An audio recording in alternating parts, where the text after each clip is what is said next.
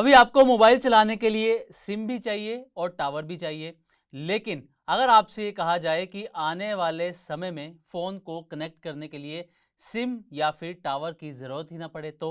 दरअसल टाटा ग्रुप की सबसे छोटी लिस्टेड कंपनी, जिसका मार्केट कैप करीब 2192 करोड़ रुपए के आसपास है, उसने इसी फ्यूचर पर बड़ा दांव लगाया है। अमेरिका की एक कंपनी के साथ हुई इस डील में ऐसी टेक्नोलॉजी पर फोकस है जो सीधे सैटेलाइट से डिवाइस को कनेक्ट करने की दिशा में काम कर रही है, और सिम टावर जैसा झंझट ही खत्म हो जाएगा। यानी कि आपको किसी को कॉल करनी हो या फिर आपको मैसेज करना हो तो ना सिम की जरूरत होगी ना टावर की जरूरत होगी।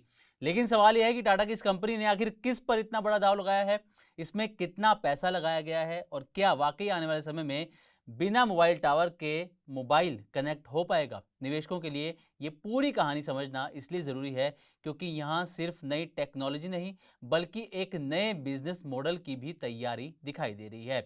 तो आप समझिए नेल्को ने पैसा लगाया है कैसे। नेल्को टाटा ग्रुप की सबसे छोटी लिस्टेड कंपनी है। ये 17 अगस्त 2026 को ये निवेश पूरा हुआ है और इसके लिए नेल्को ने सीसीडीज सब्सक्राइब किए हैं। इन सीसीडीज पर 7% सालाना कंपाउंडेड रिटर्न मिलेगा और तय शर्तों के मुताबिक इन्हें आगे चलकर लूनार होल्ड को, जिस पर यह दांव लगाया गया है नेल्को की तरफ से, अमेरिकी कंपनी है, इस लूनार होल्डको के इक्विटी शेयर्स में बदला जा सकता है।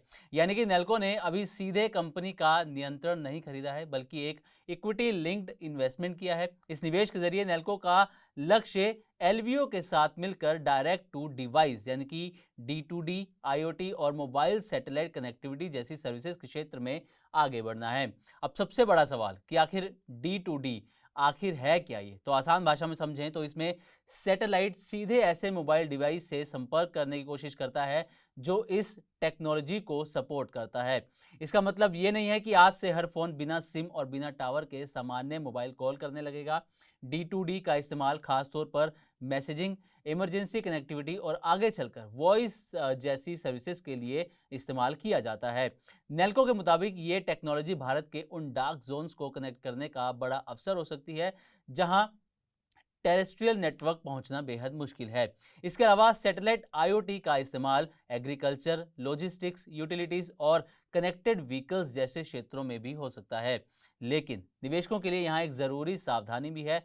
लूनार होल्ड को अभी प्री रेवेन्यू कंपनी है, यानी कि फिलहाल कंपनी ने अपने कारोबार से रेवेन्यू हासिल करना शुरू नहीं किया है।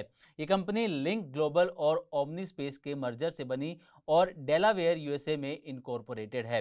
भारत में इस टेक्नोलॉजी की कमर्शियल सर्विसेज शुरू करने के लिए ज़रूरी रेगुलेटरी अप्रूवल्स और लाइसेंसेस भी महत्वपूर्ण होंगे। इसलिए नेल्को का ये कदम तत्काल कमाई का सौदा नहीं बल्कि नेक्स्ट जनरेशन सैटेलाइट कनेक्टिविटी पर लॉन्ग टर्म स्ट्रेटेजिक बेट है। अब निवेशकों की नज़र इस बात पर रहेगी कि एलवीओ की सैटेलाइट नेटवर्क टेक्नोलॉजी कितनी तेजी से कमर्शियल होती है और नेल्को इस पार्टनरशिप को भारत और साउथ एशिया में कितनी बड़ी बिजनेस अपॉर्चुनिटी में बदल पाती है।